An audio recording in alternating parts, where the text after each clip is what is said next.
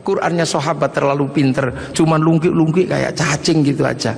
Maka kemudian dikasih titik oleh Abul Aswad Ad-Du'ali. Disebar lagi, generasi pertamanya hilang, titik-titik nggak cukup, maka dikasih fathah, kasroh, dhammah atau syakal. Yang ngasih syakal Syekh Khalil bin Ahmad Al-Farahidi. Disebar lagi, yang baca Quran karena Islam rahmatan lil alamin bukan lagi orang Arab semata. Orang Andalusia baca Quran wadduha, keliru menjadi wadduhe. Ini. Nah, orang Turki mustaqim, mustaqin. Masuk ke Indonesia dibaca oleh orang Padang lakanud, keluarnya lakanui. Karena orang Padang kalau bilang Muhammad, Mahamme. Orang Sunda ketika baca alladzina, sebagian besar keluarnya alladzina. Begitu masuk ke Jawa, ketemu dengan huruf hono coroko. Alhamdu karena punyanya ko, gak punya huruf ha, maka alhamdu menjadi alkamdu, al-fatihah menjadi al-fatihah. Ini itu.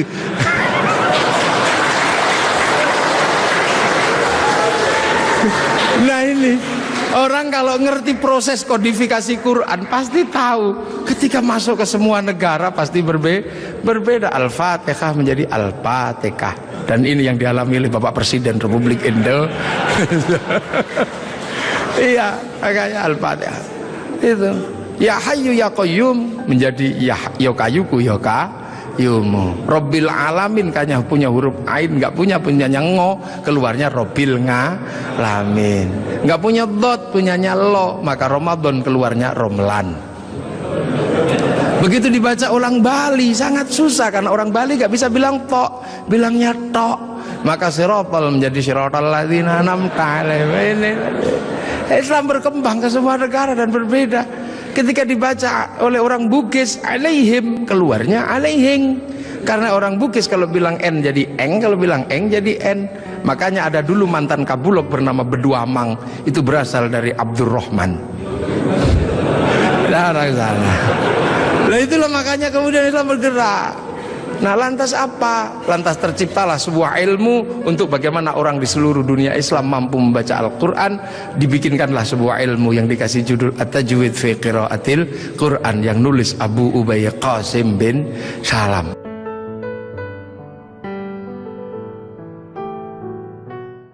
Islam karena orang Majusi sebelumnya menyembah api dan masuk Islam. Nah, orang Majusi kalau nyembah api ditaruh di bangunan tinggi namanya manaro. Apinya ditaruh di atas manaro.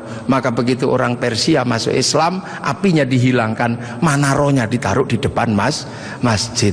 Seluruh dunia Islam melihat manaro kok bagus di depan masjid, maka kemudian semua berlomba-lomba bikin manaro. Sampai Jakarta bernama menara. Tiangnya adalah tinggalan orang Majusi. Lah kemudian di situ terjadi peristiwa yang luar biasa.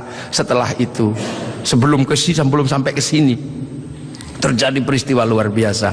Pada tanggal 10 Asyura, seluruh cucu-cucu Rasulullah terbunuh oleh Yazid bin Muawiyah. Maka bulan Asyura adalah bulan duka kaum muslimin dunia. Makanya orang Indonesia terutama di kampungnya Bapak Presiden menyebut bulan Asyura dengan sebutan bulan Suro. Ekornya saja yang diambil. Karena orang Jawa itu sukanya ngambil ekornya aja. Muhammad diambil mat, Asyura diambil suro. Makanya di bulan Asyura orang berduka karena terbunuhnya cucu Rasulullah. Maka di Jawa ada tradisi tidak mantu, tidak nikahkan anak, itu karena bulan duka. Di Jogja ada yang namanya keliling beteng. Maksudnya di bulan Suro jangan terlalu banyak mulut, jaga mulut. Nah di Solo mengikuti kebo Kiai Slamet, kalau kebonya keluar taiknya diusapkan ke seluruh tubuh.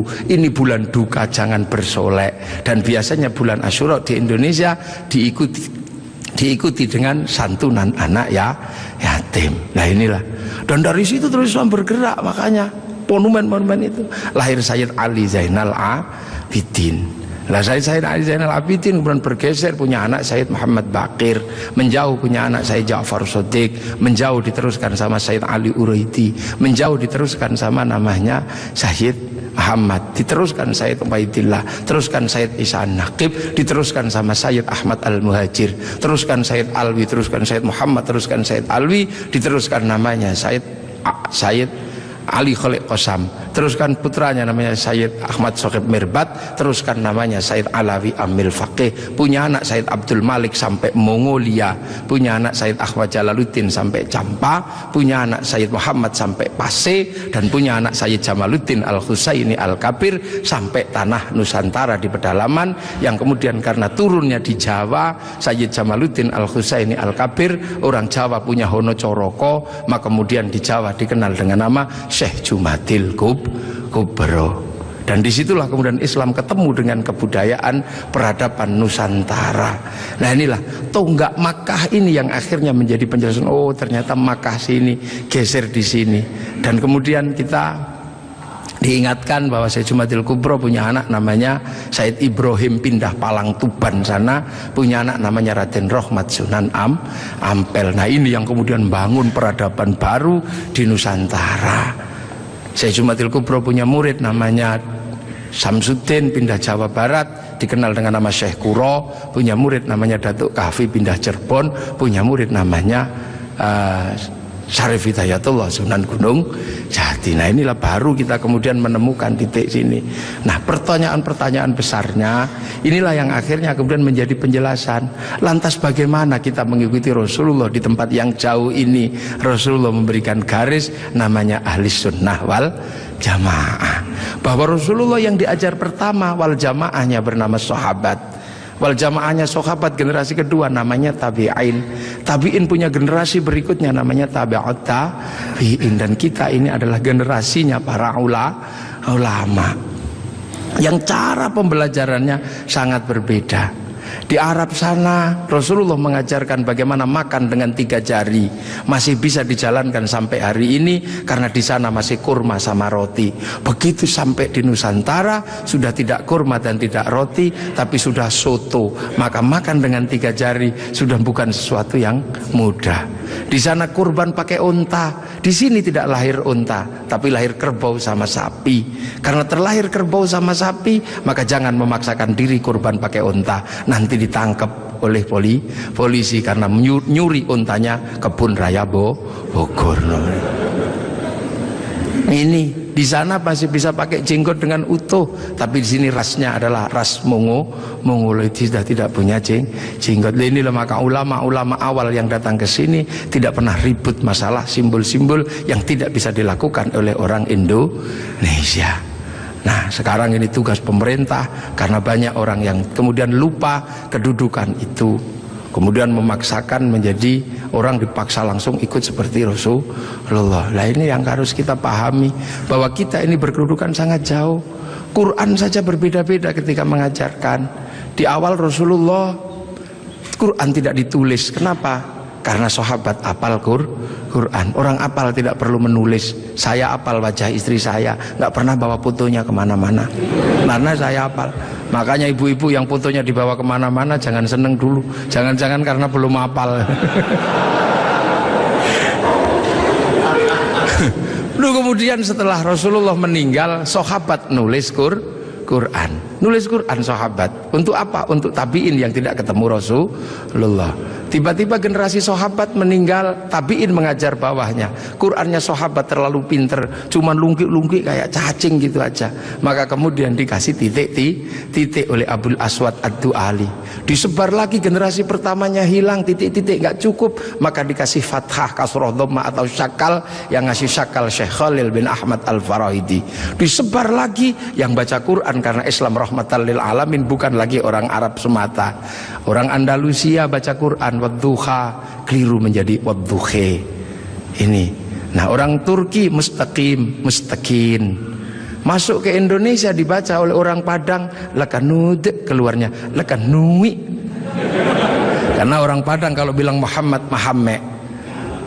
Orang Sunda ketika baca alladzina, sebagian besar keluarnya alladzina. Begitu masuk ke Jawa ketemu dengan huruf hono coroko. Alhamdu karena punyanya ko, gak punya huruf ha, maka alhamdu menjadi alkamdu, al-fatihah menjadi al-fatihah. Ini itu.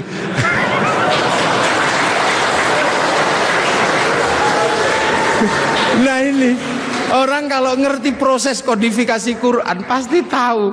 Ketika masuk ke semua negara pasti berbeda. Al-Fatihah menjadi Al-Fatihah. Dan ini yang dialami oleh Bapak Presiden Republik Indo. Iya, makanya Al-Fatihah. Itu.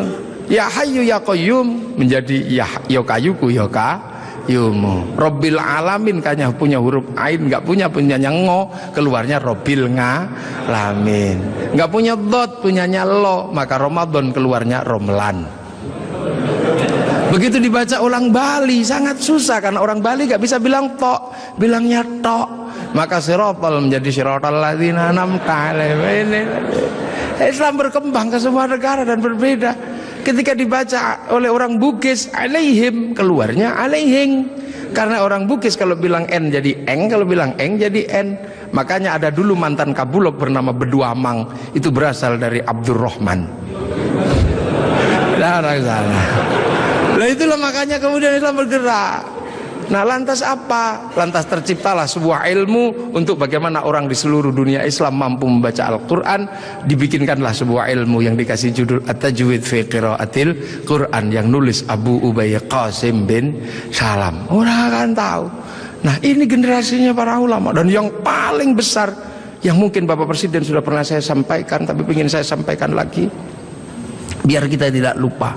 Ada perubahan besar ketika masuk ke tanah Nusantara, di mana waktu itu tanah Nusantara sangat susah dimasuki Islam. Kenapa? Ini bangsa sudah sangat beradab. Bangsa ini bukan bangsa kecil. Tahun 1222 ke atas sebelum tahun 1300 sudah mampu menaklukkan Mongol yang menaklukkan Eropa, menaklukkan Arab, mampu ditaklukkan oleh kekuatan Nusantara yang namanya Singasari. Makanya hal itu bisa kita lihat betapa kita bangsa punya tinggalan-tinggalan yang luar biasa. Orang Arab punya alat musik yang namanya terbang, terbuat dari kayu dan kulit. Orang Eropa punya alat musik yang namanya gitar, terbuat dari kayu dan tali. Tapi orang Nusantara salah satu alat musiknya adalah gamelan, terbuat dari logam. Hanya bangsa yang menguasai ilmu pertambangan yang maju dan penguasaan metalurgi yang mapan mampu membuat alat musik dari logam. Dalam cerita-cerita besar, kita juga punya cerita besar yang sama. Orang Eropa punya cerita tentang Cinderella, kita punya cerita bawang putih, bawang merah. Orang Eropa punya Samson, orang Arab punya Sam'on, kita punya Bandung Bondowoso. Kita punya Sangkuriang, kita punya Sipahit Lidah. Orang Sanya punya cerita Romeo Juliet. Orang Arab punya cerita yang namanya Laila Majnun. Kita punya cerita Andi-Andi Lumut. Kita punya cerita, banyak sekali cerita cinta di Indonesia. Sana punya cerita namanya Kura-Kura Ninja. Kita punya cerita Kancil Nyuriti. Sama saja, apa bedanya? Bahasa-bahasa kita juga bahasa-bahasa yang tidak bisa direndahkan. Orang Inggris bilang rice, orang Arab bilang rus, orang kita bilangnya macam-macam. Kalau masih di sawah namanya padi, kalau sudah dipanen namanya gabah, kalau sudah digiling namanya beras, kalau patah-patah namanya menir, kalau dibungkus namanya lontong pakai daun, kalau dibungkus pakai namanya ketupat pakai janur, kalau tidak dibungkus namanya nasi, dicuri satu namanya sebutir nasi, kalau diublek-ublek namanya bubur, pantatnya gosong namanya kerak atau intip. Sana cuma rice sama rus. Ini yang kita tidak boleh malu menjadi bangsa Indonesia. Semua yang kita miliki sama. Ini menandakan bahwa kita pernah menjadi sebuah bangsa yang besar, berkasta-kasta, berbeda-beda. Maka kemudian Islam mulai memperkenalkan konsep besar sehingga kita punya bangsa dan negara. Konsep besar apa? Diperkenalkanlah bagaimana hidup bersama, saling menjaga. Diperkenalkan konsep besar namanya musyarakah, yang akhirnya dikenal dengan bahasa masyarakat. Kalau sudah jadi musyarakah, semua harus saling mengerti dan saling bertanggung jawab. Maka diajarkanlah menggunakan kalimat Rasulullah, kullukum ra'in wa kullukum mas'ulun an ra'iyati. Raja dan hamba dihilangkan, diganti dengan ra'iyah, yang diserap ke bahasa Indonesia menjadi rakyat. Dan satu-satunya bangsa Islam di dunia yang mampu mengadaptasi kalimat ra'iyah menjadi rakyat hanya ulama-ulama Indonesia. Hanya ulama Indonesia. Nah kenapa? Karena kita ini pilihannya berbeda.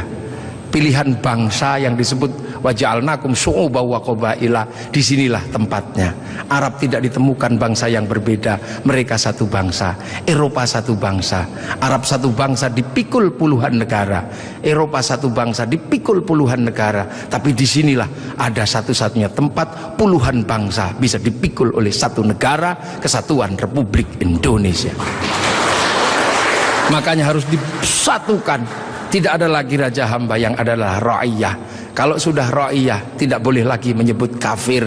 Kenapa? Karena kafir adalah orang yang menentang Allah dan memusuhi kaum muslimin. Kalau sudah hidup bersama, namanya dhimmi. Kalau sudah saling bertanggung jawab, namanya ra'iyah. Maka ketika para ulama sudah menyebut kita dengan sebutan rakyat, jangan lagi kau turunkan derajat ra'iyah menjadi derajat kafir. Maka tidak ada lagi kata kafir di Indonesia, karena sudah ra'iyah atau rakyat. Ini kenapa para ulama sepuh tidak ada yang menyebut kafir.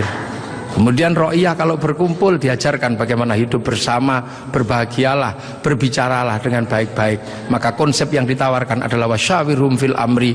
Maka kemudian ra'iyah yang hidup bersama dan berbicara secara bersama disebut musyawarah. Kalimat wasyawirhum fil amri. Kemudian kalau bermusyawarah jangan menang-menangan sendiri, berbagilah, saling bertoleransi. Maka kemudian lahirlah konsep besar, konsepnya disebut tafassahu fil majalis. Maka kemudian muncullah istilah majelis.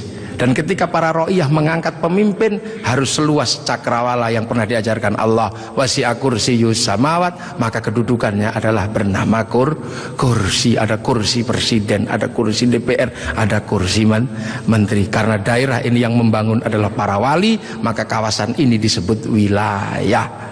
Kalau saya mau tanya, di mana negara dengan konsep dasar keagamaan Islam yang mampu membangun sebuah struktur negara hari ini? Itu ada di Indonesia. Maka jangan kau sebut negeri ini negeri tauhid, karena ra'iyah, musyawarah, termasuk kursiyun, termasuk majelis, termasuk wilayah, bukan menjadi bahasa orang nongkrong, tapi ini adalah bahasa resmi negara yang tertuang dalam Undang-Undang Dasar Negara Republik Indonesia tahun 1945.